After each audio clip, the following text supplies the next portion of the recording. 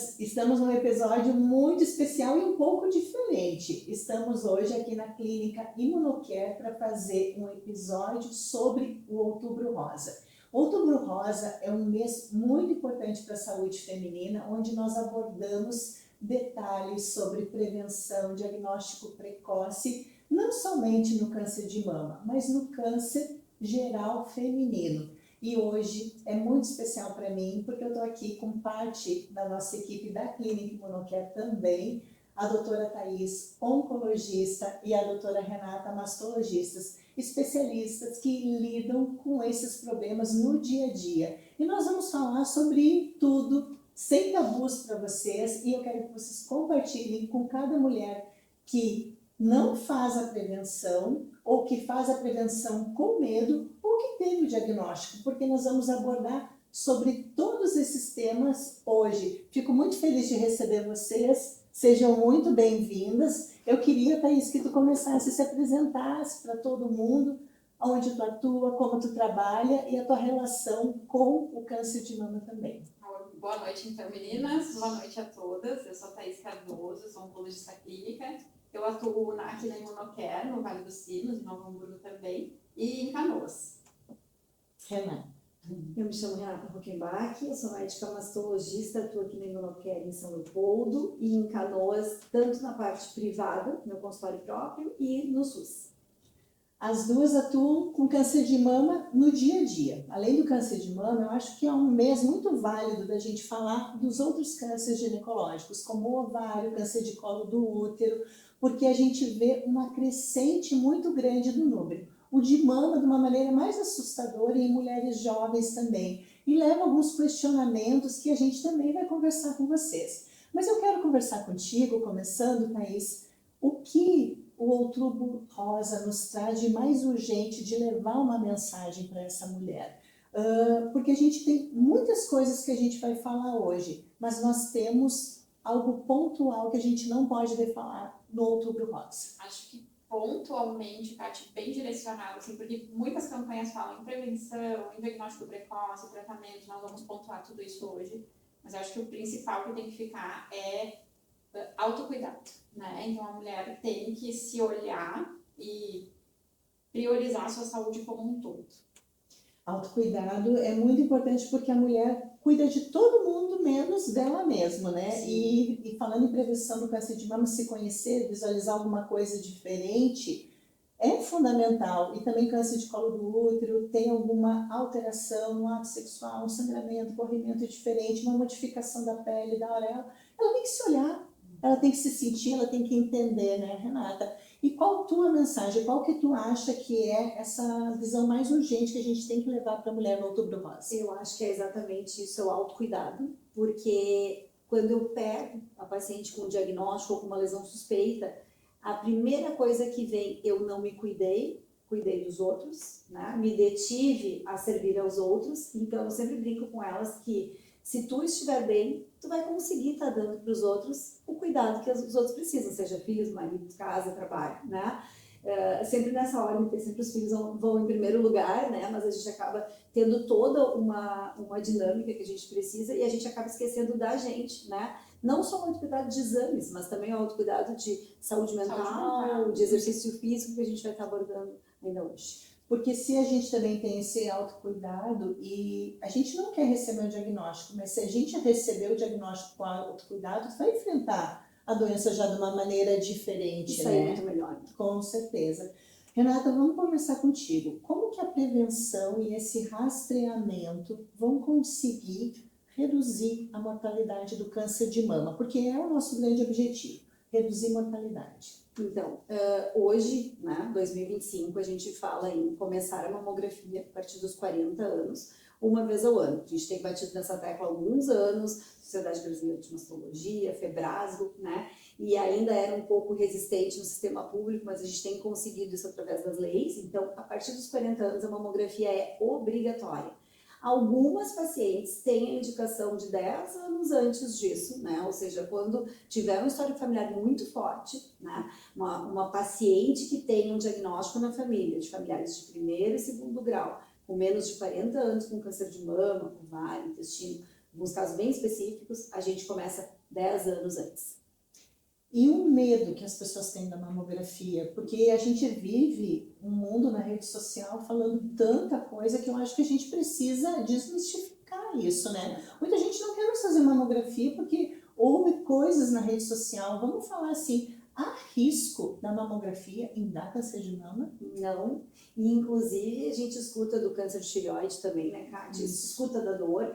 Os aparelhos de mamografia hoje são muito, muito, muito mais modernos. E se a gente pensar em termos de radiação, a gente recebe radiação de outras coisas, do micro-ondas, do celular, e ninguém se toca disso, né? Então, assim, não vai ser mamografia uma vez ao ano, a partir dos 40 anos, que vai aumentar o teu risco de câncer de mama. Existe hoje algum exame que substitua a mamografia para a população geral? Não, a mamografia é o único exame que ainda diminui risco de doença avançada, né? De pegar diagnóstico precoce, que a gente chama, pegar lesões antes delas serem palpáveis, sentidas na mão. E eu vou te perguntar uma coisa que eu ouço sempre no consultório. Doutora Kátia, eu não quero fazer aquele exame que aperta. Dá para mim fazer só a ecografia mamária? A ecografia vai ver nódulos, né? E a mamografia a gente vai estar diagnosticando câncer in situ, na verdade. É essa a grande ideia, né? De tu pegar uma lesão inicial, um adensamento do tecido, uma alteração ali mínima, e é onde tu vai investigar, e às vezes é um câncer filhotinho, que a gente explica para os pacientes, né? Muito inicial, e que às vezes só com a cirurgia terminou o tratamento. Né? Exatamente. Então, a gente não quer precisar tratar isso. Exatamente. Mas fica a dica para vocês. Muita lesão na mamografia, ela não é visível em ecografia, mas as lesões de ecografia geralmente vão ser visíveis na mamografia também. E aí uma complementa a outra, principalmente naquelas mamas que tem mais glândulas, mais edemaciadas, ou inclusive densas, que a gente visualiza isso. Thaís, vamos conversar um pouquinho sobre Outubro Rosa, que a gente fala muito diagnóstico precoce. Infelizmente, hoje, quando a gente reduz fatores de risco, a gente reduz o câncer, mas ele pode acontecer. E aí, se acontecer, a gente tem que saber qual é esse impacto do diagnóstico precoce na escolha, né, do nosso tratamento e o que esse diagnóstico precoce vai impactar no prognóstico da vida dessa mulher. Perfeito, Kátia. Eu acho que isso é um ponto muito importante de ser batido, porque não adianta a gente ficar insistindo em fazer a mamografia anualmente.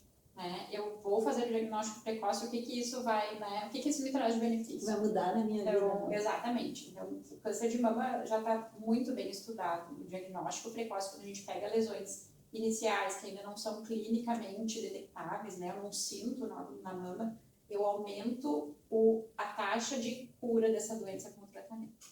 Então, o câncer de mama inicial, ele tem taxas de cura que passam dos 90% com o diagnóstico precoce.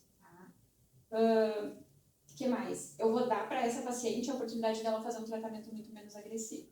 Então, como a Renata falou, talvez vão ser cânceres que vão ser resolvidos apenas com a cirurgia, né, dependendo do restante ali da parte molecular, que eu não vou precisar complementar com quimioterapia. Então, a paciente vai ter muito mais qualidade de vida depois desse diagnóstico e vai conseguir passar por esse processo que já é traumático de uma forma menos invasiva e menos agressiva.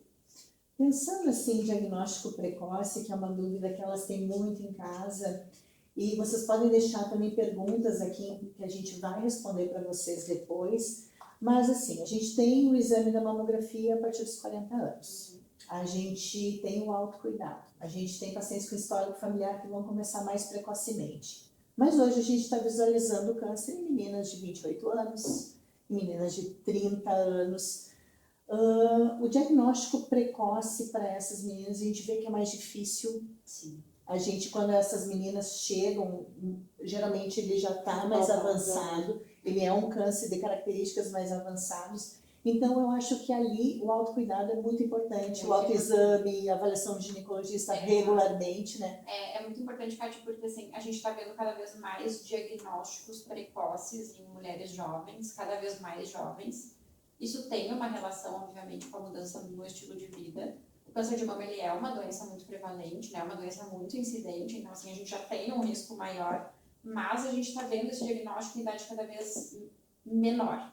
E é muito comum desse diagnóstico ele ser negligenciado exatamente por causa da idade, assim como outros diagnósticos de câncer, né? Não se pensa em câncer naquela mulher mais jovem, às vezes ela não tem acesso ao exame exatamente por ser mais jovem. Então aí que entra mais ainda essa questão de bater no autocuidado, né? A gente tem que cada vez mais se conhecer, tem que ter acesso à informação também, se examinar, procurar o médico quando ficar com dúvida para poder chegar nesse diagnóstico mais precocemente.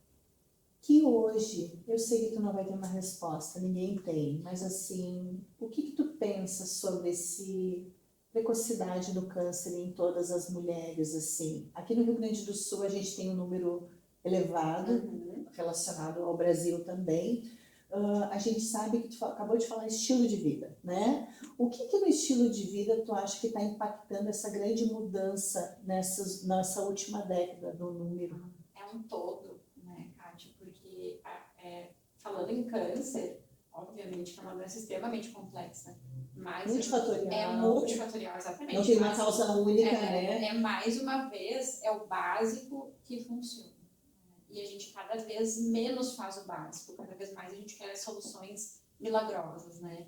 Então eu não quero fazer atividade física, eu não quero fazer a alimentação adequada, às vezes eu não consigo. O estresse altíssimo, né, que também interfere no nosso dia a dia.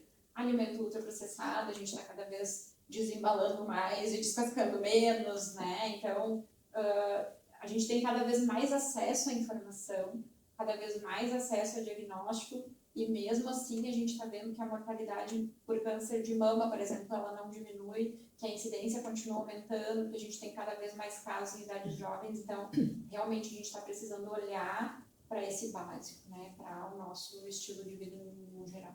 Isso, e se a gente olhar esse estilo de vida, que é a medicina que eu acredito, que é a que vocês acreditam também, a gente sabe que bate isso muito na tecla para vocês. Não é só o câncer de mama que a gente vai reduzir, a gente viu esse ano impactou tanto a morte da Preta Gil, totalmente provocado por estilo de vida, câncer de colo do útero, ovariano, uterino, endometrial, e tem um impacto muito grande a obesidade, o tabagismo, o alcoolismo, muito, e a gente sabe dos fatores protetores também, mas eu vejo que a mulher, ela é multitarefas. Nós queremos fazer tudo, e tudo de uma maneira perfeita. Sim. E aí, então, a gente se vai colocando numa situação que o estilo de vida, o estresse, realmente é muito importante. Mas tu estava falando quando chegaste que nos homens também está aumentando Sim. a estatística, né? Eles estão tendo que se estressar um pouquinho mais como a gente. Eu não sei se tem relação com o estresse, só o estresse. Não, é o conjunto. Mas é o conjunto, e eu acho o seguinte, a gente tem recebido isso que a Thaís está falando, os alimentos ultraprocessados, eles têm vindo modificados. Total. Tem alguma coisa que a gente não está conseguindo detectar, né?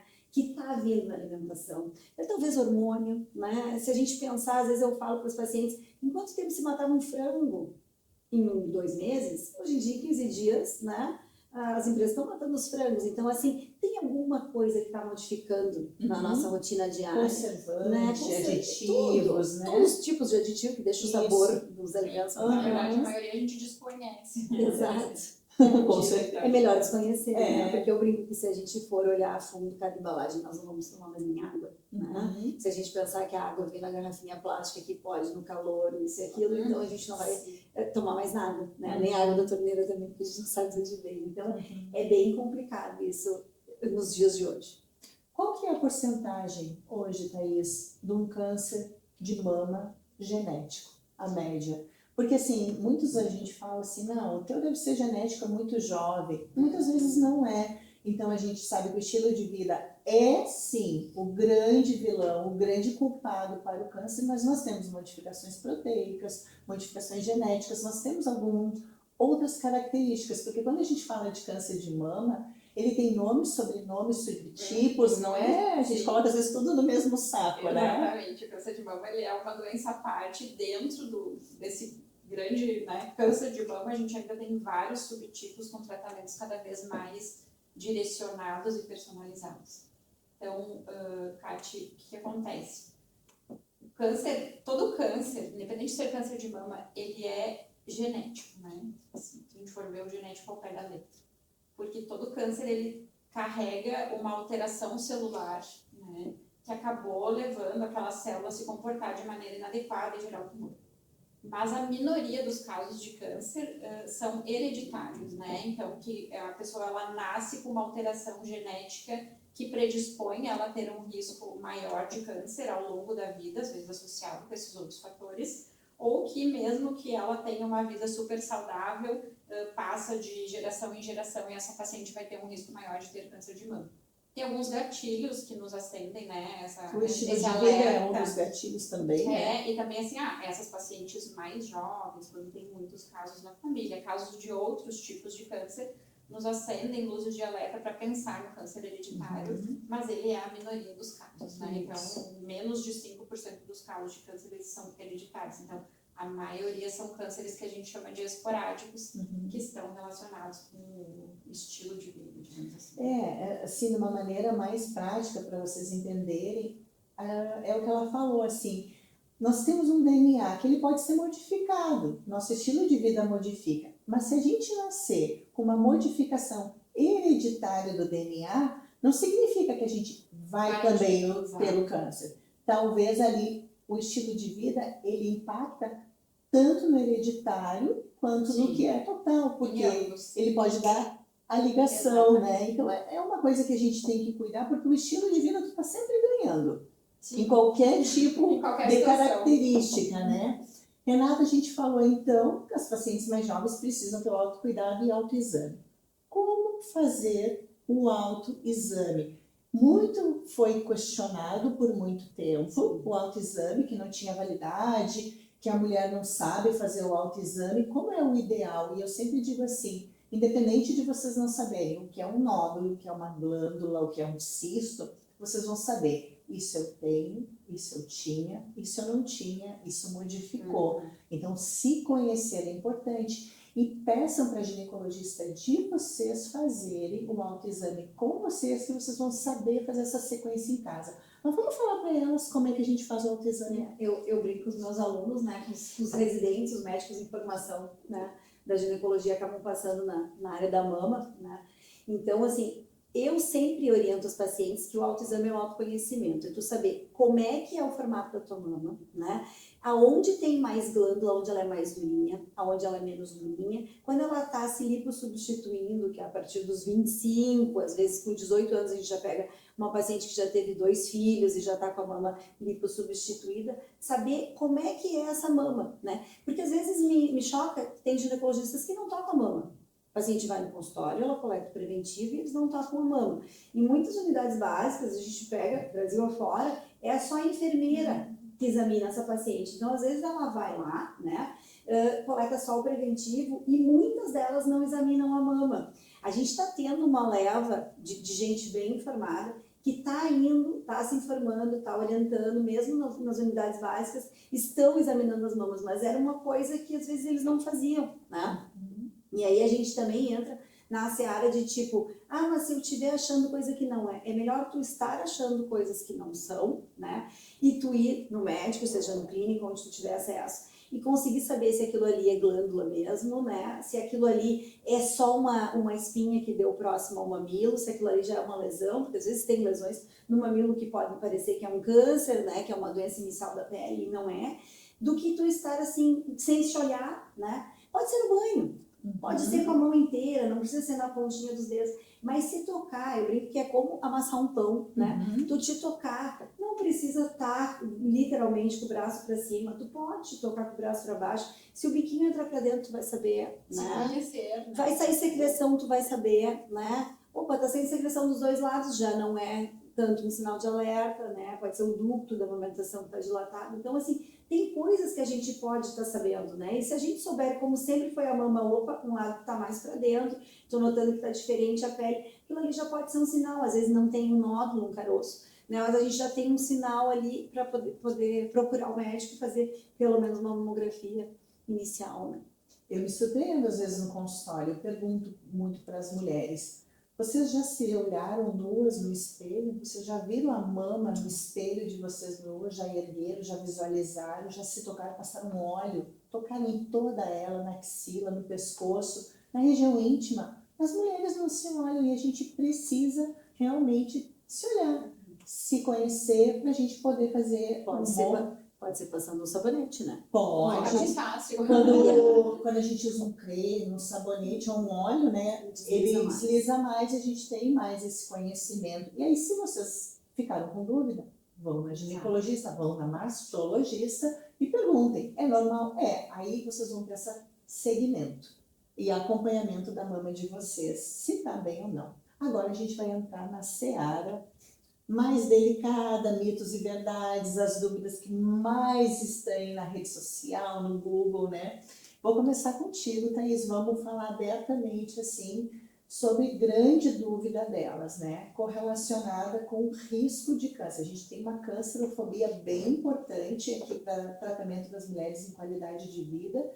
E a gente fala muito da medo da reposição hormonal para o câncer de mama, mas a gente não coloca o anticoncepcional oral. Eu acho que a gente tem que colocar no mesmo Sim. saco ali, porque é via oral e é um anticoncepcional sintético. Então, assim, anticoncepcional oral e terapia hormonal via oral. Vamos dividir as terapias Para hormonais. ficar bem esclarecido. Isso, né? Elas aumentam o risco de câncer de mama e bom dizer assim, o quanto, porque às vezes a gente cria um mito e um medo sobre determinadas coisas. Isso é muito importante ficar bem claro, né, Tati? Porque sim, tanto a terapia de reposição hormonal pós-menopausa para sintomas de climatério, quanto o contraceptivo oral, seja ele só com progestágeno, seja ele combinado, aumentam o risco de câncer de mama.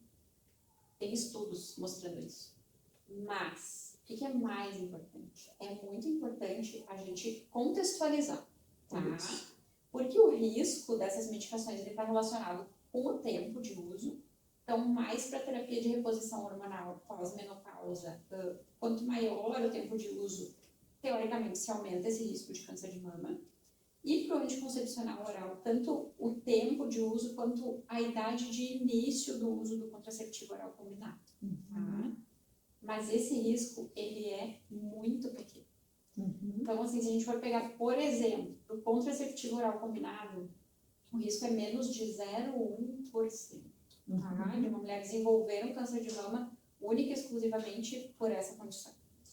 E aí a gente tem que contextualizar. Não estou falando de um risco muito baixo de medicações que, quando bem indicadas e contextualizadas, elas têm um benefício que é muito maior. Né? Então a gente sempre tem que colocar na balança. Se eu pegar uma paciente que já teve o diagnóstico de câncer de mama, aí sim a gente está falando de uma situação mais delicada. Essa paciente sim vai ter restrições para a terapia de reposição hormonal oral, mas a população no geral, o risco dela deixar de fazer atividade física, de consumir álcool, de fumar, né, de ter uma alimentação desregrada é muito maior do que ela utilizar uma medicação dessas quando bem indicada e orientada por um médico. Perfeito. Eu acho muito importante a gente conversar sobre isso, porque a gente teve uma cancerofobia muito grande, e inclusive esse mês, a gente teve uma liberação do FDA sobre recuando e falando dos benefícios da reposição hormonal, porque o WHI foi um estudo de mais de 20 anos que a gente teve, que ele foi interrompido porque teve aumento do câncer de mama no uso da reposição hormonal. Mas qual era essa reposição? Ela era um estrogênio que vinha da urina da égua, que tinha uma composição molecular diferente da molécula produzida por nós, então não era um hormônio isomolecular, não era um hormônio bioidêntico, e isso sim acabou aumentando. Além disso, a gente sabe que aumenta a hipertensão, outros riscos de coagulação, cardiovasculares. Então, naquela época, se viu isso e se parou. E aí a mulher parou a reposição. E aí as mulheres perderam. Mito, né? Ficou esse gap de 20 anos na vida da mulher, porque ela não quer ter câncer. Exato. A mulher não quer ter câncer. O que ela puder fazer para não ter câncer, ela vai fazer. E aí não se colocou toda a reposição hormonal no mesmo saco. Hoje nós temos estudo que nós temos 2 grandes fatores protetores do câncer de mama. Um deles é a atividade física regular. Uma atividade física moderada, mais de 150 minutos regulares, contínuos, semanais, idealmente 300 minutos. mas mais de 50 a gente já nota benefício. E outra coisa, estrogênio isomolecular isolado transdérmico. Ele é um fator em estudos de proteção, mas a gente não fala em estrogênio vioral, anticoncepcional vioral. E mesmo assim, para determinadas mulheres é o que tu falaste, num contexto, Exato. ela tem indicação de usar, Exato. inclusive o vioral. E o benefício supera muito o risco. Então é uma avaliação médica individualizada que vocês têm que ter, vocês não podem deixar de procurar, perder qualidade de vida por medo do Exato. câncer, porque a gente sabe que alcoolismo, tabagismo e a obesidade é o grande vilão. Então a gente tem que atuar na medicina do estilo de vida e a reposição hormonal individualizar, avaliar cada mulher e qual o benefício dela para determinados hormônios. E entendendo que existe uma gama de hormônios. Exato. Não é botar num balaio de gato, né? Que seja tudo, depende da via de administração, qual hormônio a gente está Exato. falando, tempo, fase hormonal, então Inclusive, né, falando sobre isso, se teve um estudo, agora recente, que mostrou que as mulheres que acima de 40 anos fazem cirurgia bariátrica, elas têm mais efeito protetor contra o câncer de mama do que quem sempre foi magra. Então, assim, para a gente ver como a obesidade e o sedentarismo, né, e a gente vê como está aumentando as indicações de bariátrica e se fazendo muito mais, que também era uma cirurgia que não se fazia, que era assim, vai fazer bariátrica para morrer, era uma cirurgia muito agressiva, muito grande. Era a mesma coisa do estigma do WHI, né? Só que também a gente vê que algumas pessoas perdem a mão, né? Com 27 anos estão botando chip para emagrecimento, né? Então a gente entra numa seara que fica todo mundo no mesmo balaio de gato. Aí então eu entrei na menopausa com 50, 51, tenho que terminar minha vida, não, né? A tua vida não pode terminar aos 50 anos, a gente vai ir muito além. As nossas bisavós faleciam de tuberculose aos 47, nós não, né? Então a gente precisa falar sobre isso e precisa ter estudos mostrando isso e desmistificando na verdade. A gente tem um mito agora que a gente tem que abordar, Renato, que eu vou querer que tu fale, assim, que é uma coisa que eu tô vendo no consultório muito, assim. A questão do corpo estranho, das doenças autoimunológicas, as próteses de mamas que estão sendo muito retiradas e fazendo daí uma mastopexia, outro tratamento, as mulheres estão tirando a prótese. A prótese dá câncer de mama, o que temos hoje documentado, o que realmente temos abordado definitivo hoje, porque isso é hoje. A medicina já muda. A medicina, a gente sabe que, não sei quando que vocês vão ver esse episódio, mas de repente daqui a um mês tudo mudou. A gente está falando de hoje, né? Hoje, né, se fala muito sobre, porque a gente tem diagnosticado, né, brinca imunocare que só aumenta o número de reumatologistas e não aumenta as outras especialidades, porque a gente tem diagnosticado muita doença, né, imunodependente, se a gente pode dizer assim, né, cada vez mais. Mas assim, o que a gente tem hoje? Foi relacionado um tipo de câncer de mama à prótese, alguns anos atrás. Um determinado tipo, né? Criava líquido, criava cápsula. Quem estiver assistindo daqui a pouco vai dizer assim, então eu tenho líquido, tenho cápsula, eu tenho câncer. Não, né? Eu fui sempre uma mastologista que disse, não sou contra a prótese de silicone, todos esses estudos são números pequenos, que nem a gente está falando, né, sobre reposição, tudo, são números pequenos, alguns achados a gente acha porque medicina, né, não é matemática, mas a gente não precisa ter esse alarde todo, né, a não ser em pacientes muito específicas. Eu tenho uma paciente de consultório até hoje que precisou tirar prótese, porque tinha uma doença reumatológica e realmente ela fez todos os tipos de tratamento. Ela chegou a colocar elevador na casa, que era de 2 andares, porque ela não tinha mais como subir as escadas. Então, assim, uma coisa extremamente grave.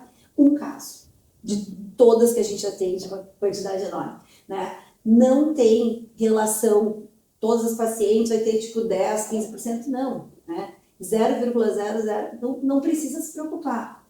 Algumas pacientes podem fazer cápsula, podem ter líquido na prótese e não ser relacionado ao câncer, a gente sempre investiga, né? Então eu acho que é um alarde, eu acho que a gente já teve a fase que as mulheres colocavam prótese de 400, 450, hoje a gente tem recuado isso aí, tem visto em consultório que as pacientes preferem mamas menores e menos usar coisas que não sejam o natural delas, muitas vezes fazendo mastopexia, enxertando gordura na mama, né? São técnicas que a gente pode usar né? Aquela mulher que já está com uma prótese há 22 anos, que vai ter que acabar trocando, porque essa mama caiu, porque essa mama já está indesejada para 60, 65. Então, eu tenho dito para elas, olha, então se tu não queres mais ter nenhum tipo de controle específico, com ressonância e tudo, né? Apesar das próteses estarem muito diferentes do que era 20 anos atrás, a gente pode estar encaminhando para um cirurgião plástico fazendo a mastopexia e colocando gordura. Então, eu acho que é mais essa batida, sabe? De, tipo, às vezes tirar um corpo estranho, diminuir, porque a gente já recebe, né, de tudo que é lado, outros ativos. Mas, assim, as pessoas que são mais jovens, eu digo, coloca prótese, porque com a prótese tu vai acabar te tocando mais, cuidando mais, porque tu tem uma prótese. E vai acabar fazendo exames mais seguidos, é o que eu vejo em consultórios.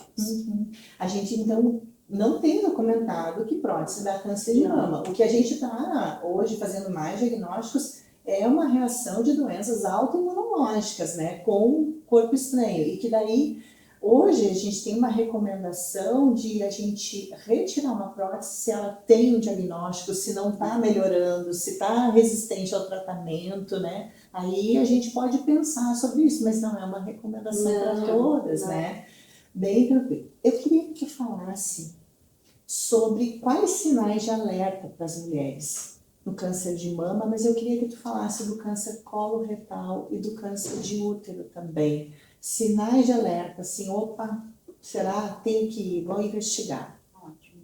Então, os clássicos do câncer de mama, né, que acho que a gente meio na conversa que já foi falando, mas é um nódulo palpável na mama, né? Então, eu examinava minha mama uma vez por mês, lá, periodicamente, notei que tem um carocinho ali que antes não tinha, né? Já é sinal para procurar o gineco, o mastologista, ver se realmente aquilo ali necessita de alguma investigação maior, se eu preciso realmente ter preocupação. A Renata tinha falado antes também a alteração do mamilo, né? Então, o mamilo que muda de posição, o mamilo que fica invertido, que ele fica mais para dentro, também é sinal de alerta. Às vezes, alterações na pele, como a Renata falou, então não é incomum pacientes confundirem o câncer de mama que está muito próximo ou acometendo a pele com lesões que são de pele, né? Então, a pele ela pode ficar mais espessada, ela pode ficar mais avermelhada, com características inflamatórias, que a gente chama de pele em casca de laranja, que é uma pele que fica inchadinha e os poros eles ficam mais visíveis, né? São todos sinais que, né, acendem uma luz de alerta. Quanto ao câncer de colo, né, de intestino, acho que o principal é a alteração de hábito intestinal.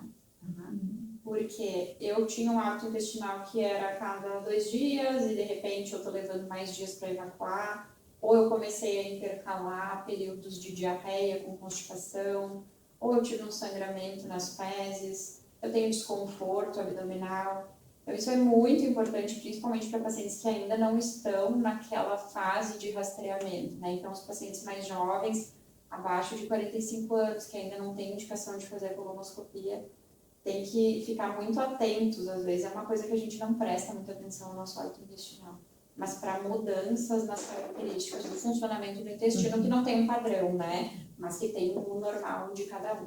E a partir dos 45 anos é fazer colonoscopia, assim como a partir dos 40 tem que fazer a mamografia, a partir dos 45 todo mundo deveria fazer uma colonoscopia, né, é um exame de rastreio e é um exame de diagnóstico precoce, inclusive de, né, prevenção primária, porque ele retira o pólipo, que é a lesão que tem potencial para virar um câncer de intestino, né? Com relação ao câncer ginecológico, aí, geralmente são sintomas como sangramento vaginal fora do período menstrual, ou um sangramento vaginal que está com fluxo aumentado com relação ao fluxo habitual, sangramento vaginal na paciente pós-menopausa, que já não deveria mais ter sangramento, dor, desconforto, sangramento durante a relação sexual, né? Então, um corrimento vaginal que está fora do que é o que a mulher já apresenta normalmente. Então, todos esses sinais têm que nos levar a procurar o atendimento médico. E a gente podia falar da vacina da HPV, né? Ah, sim, a vacina. Porque temos, assim, um número absurdo de mulheres que não fazem a vacina. Sim. Por medo da vacina, por não valorizar a vacina, e a gente tem o melhor tratamento, a melhor presente que nós podemos dar para os nossos filhos É a vacina do HPV. É verdade, Kátia. Assim, na verdade, a gente está vendo um movimento de vacina geral, né? Eu acho que desde que teve a pandemia do Covid, a gente já está falando de 5 anos. Tem muita informação trocada e muita desinformação na internet também, infelizmente. Né? Dia a dia a gente tem que estar trabalhando para desmistificar muita coisa.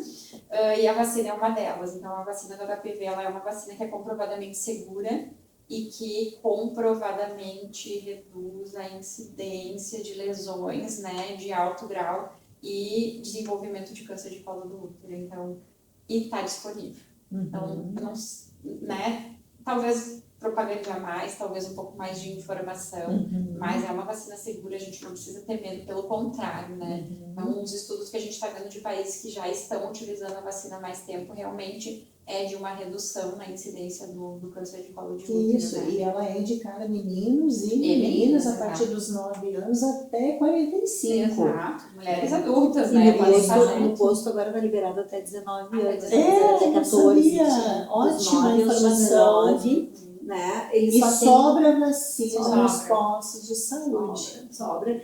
E a gente também não tem, às vezes, a informação, né, de que está disponível. Eu sei que na época da enchente eles prolongaram para 15 e agora está até os 19, né?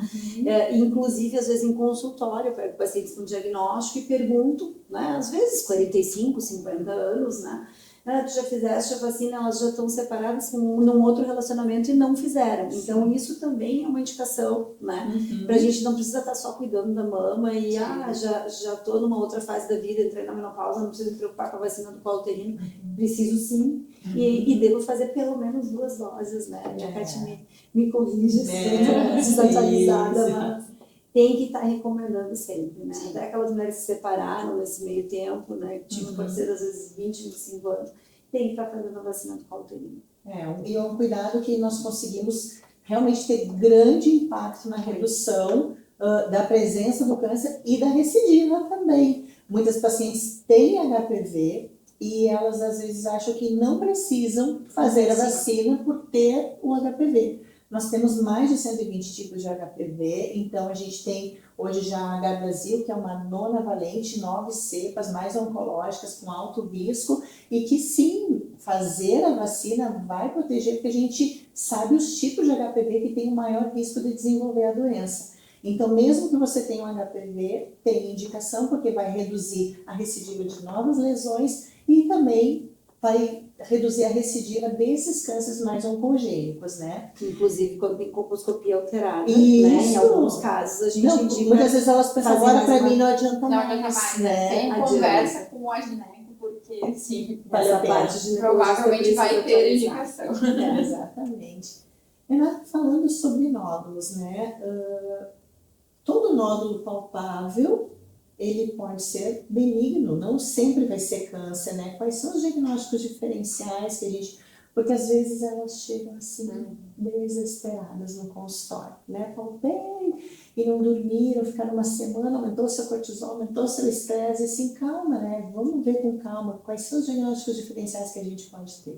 Então, assim, nódulo na mama nem sempre o diagnóstico é câncer, né? Ele pode às vezes ser um cisto, então depende muito do toque dele, né? De quão duro ele é, né? De quão macio ele é, né? Se ele é móvel, se ele não é móvel, se junto com aquele nódulo a gente sentiu perto da axila ali, né? Da parte dos pelinhos, se a gente sentiu algum carocinho também, né? Nem sempre o nódulo aparece só na mama, ele pode aparecer como um caroço, quando a Thaís estava explicando sinais de alerta. Eu gosto sempre de explicar que a gente nunca deve esquecer de tocar embaixo do oco axilar, né? Na axila, porque às vezes pode, inclusive linfoma ou alguma outra doença, pode aparecer como gânglios, né? Isso que a Kátia falou antes de tocar com óleo e sentir em cima aqui dos ossinhos, da clavícula, em todo o pescoço, né? A gente tem que estar sempre se tocando, né? Mesmo que seja com sabonete na hora do banho, porque não é só a mama que a gente pode estar fazendo diagnóstico. Então, esses nódulos, eles podem ser cistos,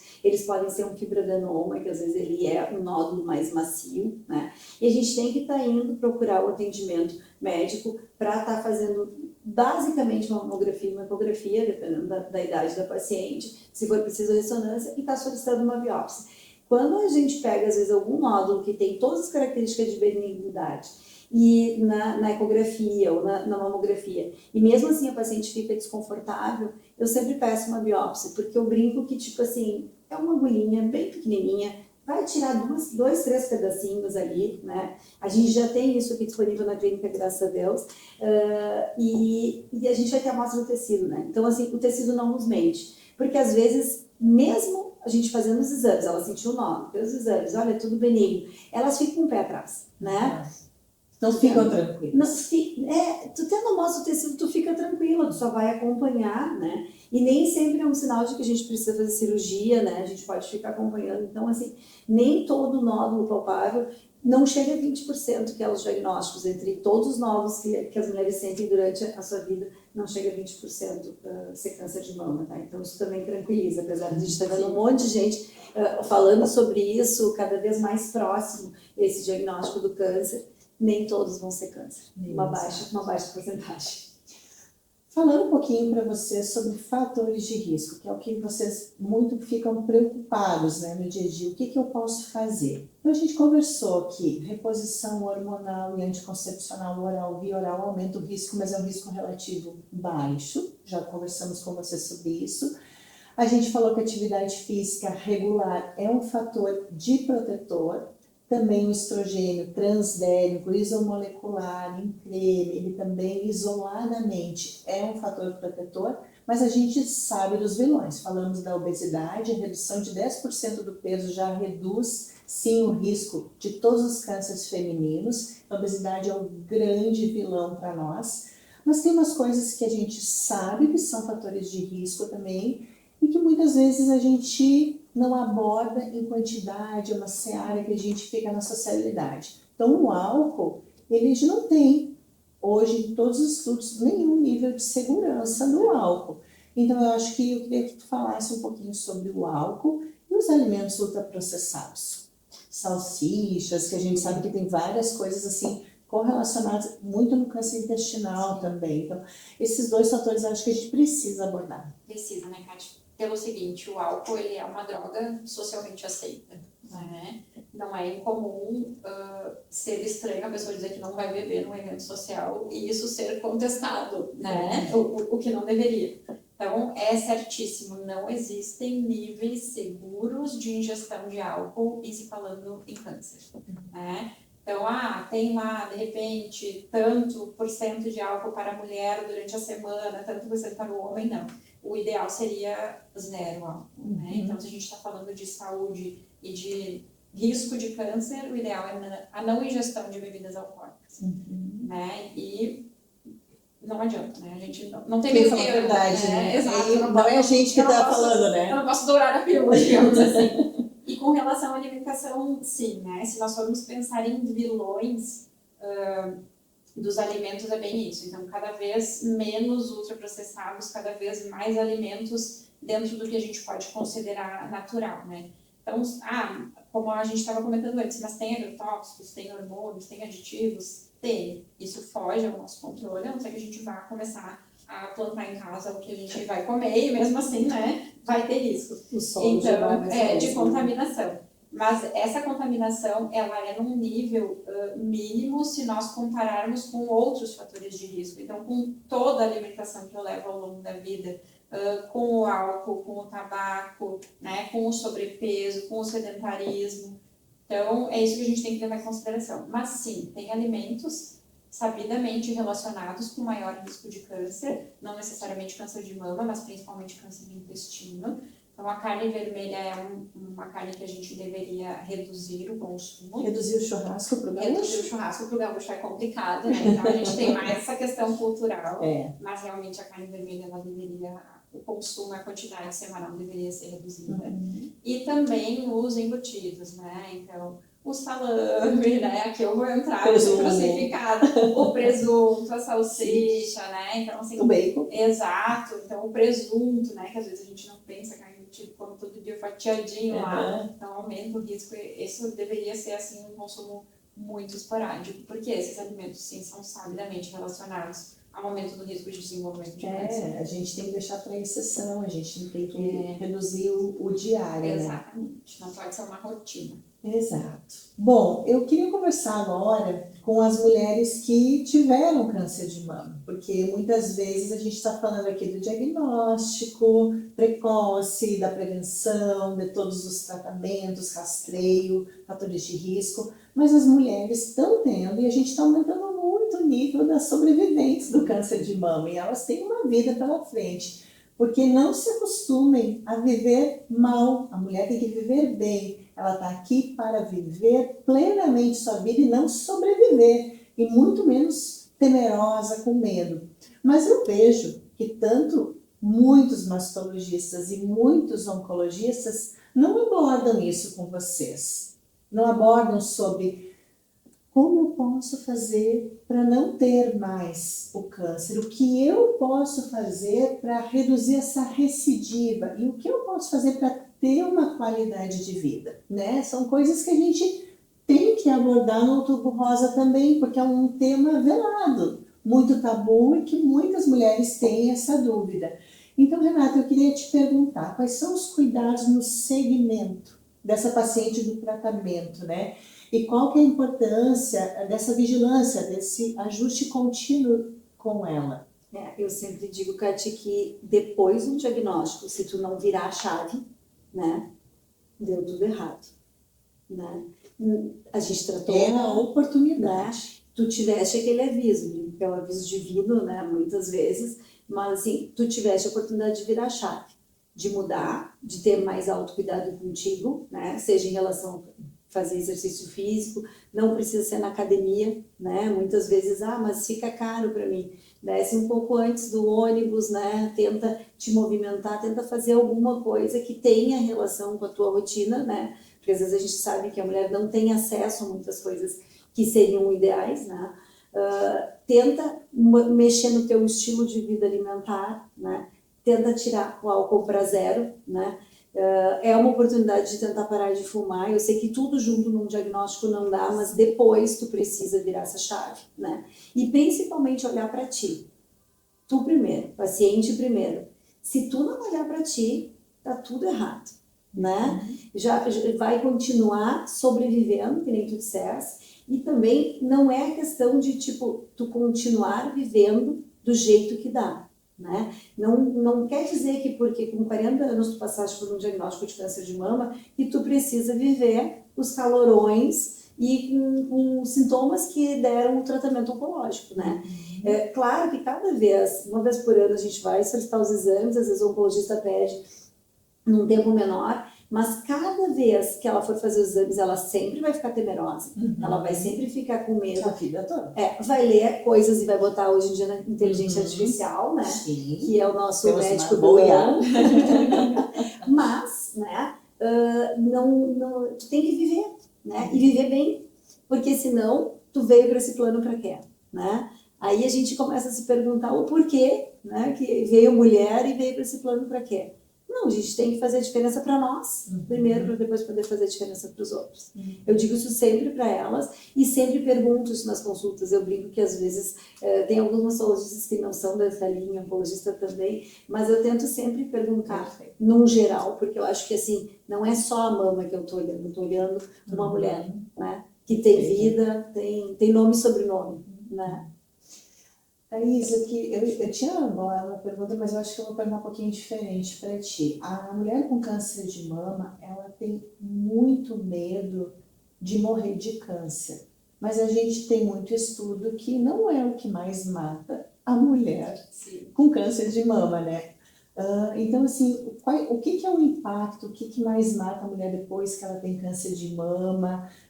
Que impactos negativos ela vai ter no risco de recidiva, né? A gente sabe que o coração, doenças cardiovasculares é o que mais mata e ela está correlacionada também com o estilo de vida. Então vamos falar um pouquinho disso, esse impacto no prognóstico depois do câncer. Eu acho que está tudo correlacionado, né, Kati? Se a gente for parar para pensar que os fatores de risco para doença cardiovascular são muito em comum com os fatores de risco para o desenvolvimento de câncer, não tem como falar de uma coisa sem falar da outra. Então, como tu falou, a paciente, quando ela chega na minha frente, ela às vezes já passou pelo mastologista, ela já tem o diagnóstico na maioria das vezes, e abre um buraco no chão, né? Então, o que eu fiz, por que comigo? Então, acho que o primeiro ponto é a gente deixar bem claro que o câncer de mama é uma doença muito prevalente, né? O risco de ter câncer de mama não é um risco irrisório ao longo da vida, né? Então, é um risco alto, se nós formos considerar, né, comparado com outras doenças. Então, faz todo o tratamento, passou daquele momento que eu quero enxergar o final, eu quero fazer a última quimio, eu quero fazer a última rádio, eu quero fazer os 5, 10 anos, seja o que for, do tratamento hormonal. E no momento que acaba a quimioterapia, que eu acho que é o mais traumático, aí a maioria delas se pergunta o que eu posso fazer a partir de agora, né, para reduzir o risco da doença retornar, para eu não viver esse pesadelo outra vez. Né? Só agora. Mas sempre eu converso com elas. O que mais mata no mundo, não é só no Brasil, no mundo, é doença cardiovascular. Ainda é doença cardiovascular. E aí a gente tem que trabalhar nesses outros fatores que também reduzem o risco de câncer. Então, ter uma vida saudável, manter o peso adequado, fazer uma dieta equilibrada, não fumar, reduzir o consumo de álcool de preferência para 0. Isso tudo vai impactar em reduzir o risco do câncer voltar, vai. Mas também vai impactar no risco cardiovascular, que é o que mais mata no mundo, né? Então, a gente não pode ficar se preocupando só em fazer a prevenção do câncer de mama e esquecer do restante. É bem o que a Renata disse, é uma mulher que está ali na frente que tem todo um contexto, né? Então, é bastante coisa para se olhar.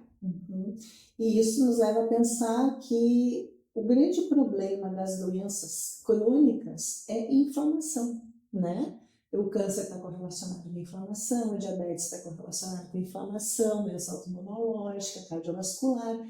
Então, a gente precisa ter uma alimentação anti-inflamatória, todo esse processo do estilo de vida do todo. E realmente a gente vai impactar. Então, se você teve câncer e tem o medo da recidiva, além de fazer o controle oncológico com o mastologista regular, que não pode perder, esse é o grande, desinflamar. Se cuidar, o coração é o maior vilão aí nesse caso e a gente tem que cuidar disso. Eu adorei assim bater esse papo com vocês, porque para quem não sabe, eu fui diagnosticada em 2022 com câncer de mama e o meu lema é levar informação para vocês. Desde isso foi meu propósito de vida, sempre foi, eu já era uma mulher que super cuidava do meu estilo de vida, mas sim, o câncer para mim foi meu grande professor de vida. Para mim foi o que virou a chave. Eu virei uma pessoa melhor, cuidei mais ainda de mim, da minha família, do meu trabalho. Sou uma médica melhor, eu tenho certeza disso. E agradeço hoje o câncer pela mulher que eu me tornei. Foi um processo, não foi fácil. E cuido recidiva. E como vocês estão vendo, eu tenho qualidade de vida. Então, se eu tenho qualidade de vida, vocês também podem ter. Porque o tratamento de todas as doenças, da prevenção, ele está correlacionado com várias coisas que a gente pode fazer. A medicina não tem só um caminho, né? A gente tem opções e ela evoluiu bastante. E nós somos médicas, como vocês têm os de vocês, que vai para o lado para ajudar. Mas eu sempre digo, além de uma grande equipe de vida, grandes médicos, vocês precisam se ajudar. Vocês são as protagonistas da vida de vocês. E o Outubro Rosa é sobre isso. Eu vou dizer para vocês que o Outubro Rosa é mais do que orientar, é levar para vocês a bandeira. Cuidem de vocês, sejam as protagonistas da vida de vocês. E vou querer terminar o talk com a mensagem final de vocês, né? Porque foi muito legal, a gente conseguiu falar sobre muitas coisas, né? E vocês podem deixar todas as mensagens aqui de perguntas que a gente vai responder tudo para vocês. E se precisar, a gente faz uma live rapidinha no outubro, porque Outubro Rosa é uma loucura para todas nós, né? Mas a gente dá um jeito, sempre que tá, porque vai levar informação. Renata, reforça para nós assim, uma mensagem final para elas. Então, eu gostaria de pedir que todas, sem exceção, fizessem a mamografia a partir dos 40 anos, uma vez por ano. E sempre se fizessem esse feedback, né? Se olhassem e pensassem, como eu posso ser melhor para mim mesma? Esse é meu recado final. Muito legal. Muito bom. Eu acho que é isso mesmo, então como é que eu posso ser melhor que eu mesma ontem, né? O que eu posso fazer de melhor para mim? O que as gurias já falaram e vamos reforçar, autocuidado. Os tratamentos para o câncer de mama evoluíram muitíssimo nos últimos anos. Então, nós temos várias alternativas cada vez mais direcionadas, mais personalizadas, com maior taxa de cura. Se não é possível a cura, com uma sobrevida longa, com qualidade de vida, com cada vez menos eventos adversos, a gente postergando a quimioterapia para linhas de tratamento muito posteriores, conseguindo manter uma qualidade de vida assim, muito boa, mas o que a gente quer é não precisar. Então, assim, se precisar, nós estamos aqui, né, para auxiliar, para acompanhar todo esse processo, mas o ideal é a gente se cuidar e trabalhar cada vez mais na prevenção, para que a gente não precise chegar no momento de fazer um tratamento oncológico. Olha, obrigada. Nada, obrigada, Kátia. Estou muito feliz, agradecer muito essas maravilhosas aqui estarem aqui levando informação para vocês. Nós estamos juntas para ajudar vocês e levar informação. Enviem para quem precisa dessas informações e contem com a gente. Isso aí. Até lá. Até o próximo. Até.